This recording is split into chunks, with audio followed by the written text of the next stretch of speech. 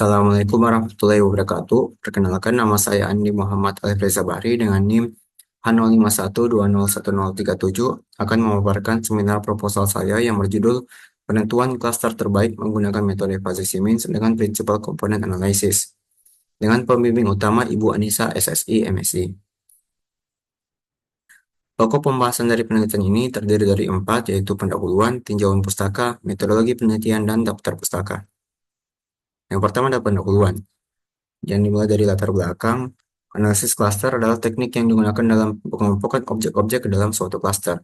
Adapun tujuan dari analisis klaster ini adalah untuk menemukan klaster-klaster pengamatan yang terkait erat sehingga observasi yang termasuk ke dalam klaster yang sama lebih mirip satu sama lainnya dibandingkan dengan observasi yang termasuk dalam klaster lain. Dalam kata lain, analisis klaster mengelompokkan objek data hanya berdasarkan informasi yang ditemukan dalam data yang menggambarkan objek dan hubungannya. Analisis klaster memiliki banyak jenis metode, salah satunya adalah Fuzzy Siemens. Fuzzy Siemens adalah metode pengklasteran data yang ditentukan dengan derajat keanggotaan. Sesuai dengan namanya, Fuzzy Siemens menggunakan konsep-konsep dari bidang logika fuzzy dan teori himpunan fuzzy untuk mengusulkan skema pengklasteran. Model pengklasteran fuzzy memungkinkan data untuk menjadi anggota dari suatu klaster yang terbentuk dari derajat keanggotaan dalam rentang antara 0 hingga 1. Tingkat keanggotaan ini yang akan menjadi penentu klaster dari objek data. Permasalahan yang kerap dijumpai saat analisis klaster adalah terjadinya multikolinitas pada data. Fuzzy Siemens dengan Principal Component Analysis adalah metode pengklasteran yang hampir sama dengan Fuzzy Siemens, namun dikombinasikan dengan Principal Component Analysis untuk menangani masalah multikolinitas. Fuzzy Siemens dengan Principal Component Analysis dapat menangani multikolinitas sekaligus mereduksi dimensi pada data yang akan diklaster pada proses klasterisasi Fuzzy Siemens. Pengklasteran akan memakai hasil dari komponen utama yang berisi sebagian besar informasi dari variabel asli dan berisi informasi yang lebih padat nantinya. Adapun studi kasus yang dipakai dalam penelitian ini adalah studi kasus kriminalitas. Kriminalitas merupakan perilaku yang bersifat melawan hukum yang dilakukan oleh tiap individu atau sebagian kelompok masyarakat. Menurut BPS Sulawesi Selatan, laporan kasus kriminalitas yang terjadi di Sulawesi Selatan mengalami kenaikan di tahun 2022 dibandingkan pada tahun 2021. Oleh karena itu, pemahaman yang mendalam mengenai pola dan karakteristik kriminalitas adalah kunci dalam mengembangkan strategi penanggulangan yang efektif. Penelitian terdahulu mengenai metode yang serupa telah dilakukan oleh Senussi dan kawan-kawan pada tahun 2020.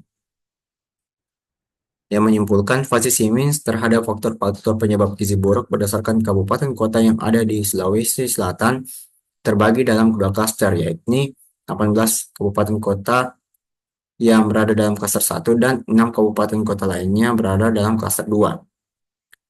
Selanjutnya adalah Cheng dan Lee pada tahun 2019 yang menyimpulkan bahwa fuzzy clustering yang dikombinasikan dengan Principal Component Analysis mereduksi dari 7 variabel awal dan mengekstrak 3 komponen utama.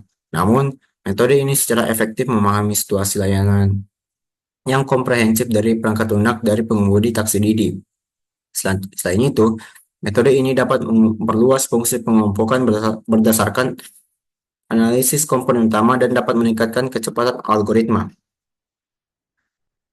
Adapun rumusan masalah pada penelitian ini, yang pertama adalah bagaimana pengelompokan 24 kabupaten kota di Provinsi Sulawesi Selatan tahun 2022 berdasarkan data kriminalitas menggunakan metode Fuzzy Siemens dengan Principal Component Analysis. Kedua, bagaimana hasil pengelompokan terbaik berdasarkan metode Fuzzy Siemens dengan Principal Component Analysis berdasarkan nilai Davis-Ballins Index. Berdasarkan masalah penelitian ini, yang pertama adalah jenis data yang digunakan adalah data kriminalitas untuk 24 kabupaten kota di Provinsi Sulawesi Selatan tahun 2020 yang berasal dari publikasi Badan Pusat Statistik Provinsi Sulawesi Selatan yang berjudul Statistik Politik dan Keamanan Provinsi Sulawesi Selatan 2022. Selanjutnya, evaluasi hasil clustering dengan nilai Davis Bowlings Index berdasarkan hasil variansi kumulatif di atas 80% hingga tepat melewati 90% dalam pengelompokan data kriminalitas. Tujuan penelitian yang pertama adalah mengumpulkan 24 kabupaten kota di Provinsi Sulawesi Selatan tahun 2022 berdasarkan data kriminalitas menggunakan metode Fuzzy-Simmons dengan Principal Component Analysis. Kedua, menentukan hasil pengumpulan terbaik menggunakan berdasarkan metode Fuzzy-Simmons dengan Principal Component Analysis berdasarkan nilai Davis Bowlings Index.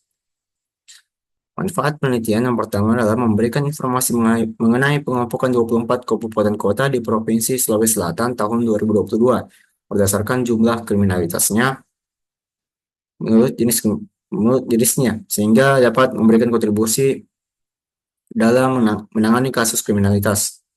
Kedua, menambah wawasan keilmuan terkait dengan analisis cluster sekaligus memberikan inspirasi dan gagasan baru bagi pembaca dalam mengembangkan analisis cluster.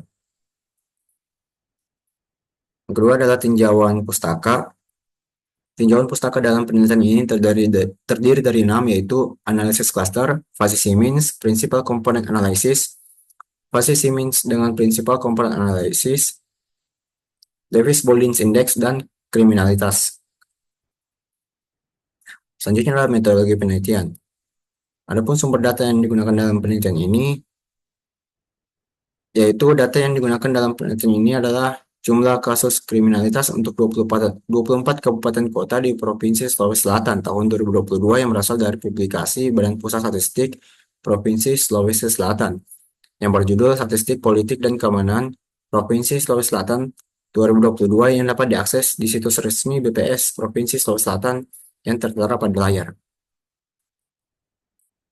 Adapun para variabel penelitian yang digunakan terdiri dari 18 variabel, yakni pembunuhan, penganiayaan berat, penganiayaan ringan, KDRT, perkosaan, melanggar kesopanan atau kesusilaan atau pencabulan, penculikan, pencurian dan kekerasan, pencurian biasa, pencurian kendaraan bermotor, pencurian dan pemberatan, pengerusakan atau penghancuran barang, pembakaran dengan sengaja, narkotika dan psikotropika, penipuan atau perbuatan curang, penggelapan, korupsi, dan terakhir adalah kejahatan terhadap ketertiban umum.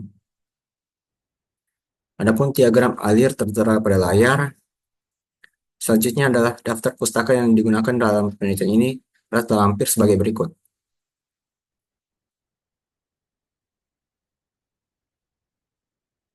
Sekian dan terima kasih. Lebih kurangnya mohon dimaafkan. Assalamualaikum warahmatullahi wabarakatuh.